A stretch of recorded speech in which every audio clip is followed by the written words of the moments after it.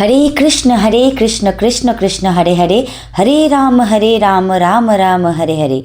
7ই December ব্রিগেডের মঞ্চ থেকে আমরা শুনেছিলাম ভগবান শ্রীকৃষ্ণের সেই মুখনিসৃত বাণী গীতার পাঠ। সেই মঞ্চ থেকে আমরা শিখেছিলাম কৃষ্ণ কৃষ্ণ হরে হরে গীতা পাঠ ঘরে ঘরে। এই মঞ্চ আমাদেরকে সেটাই শিখিয়েছিল যে গীতা পাঠ শুধুমাত্র এখনের জন্য নয়, প্রত্যেক দিন বাড়িতে নিয়ম করে গীতা পাঠ করার জন্য। তাই সেই পরম্পরাকে বজায় রাখার জন্য 28শে ডিসেম্বর রবিবার আয়োজিত হয়েছে হাজার কণ্ঠে গীতাপাঠ। সাঁকরাইলের সারেঙ্গা শ্মশানকালীতলায় শুরু হচ্ছে হাজার কণ্ঠে গীতা। সমস্ত সনাতনীদের হাজার কণ্ঠে গীতাপাঠে সামিল হওয়ার জন্য অনুরোধ জানাচ্ছি। আবারও একবার আমাদেরকে আমাদের যে সনাতন ধর্মের ঐতিহ্য বা সনাতন ধর্মের যে মূল সার ভগবদ্গীতা ম্যানুয়াল, সেটা কিন্তু আমাদেরকে পাঠ করতে হবে।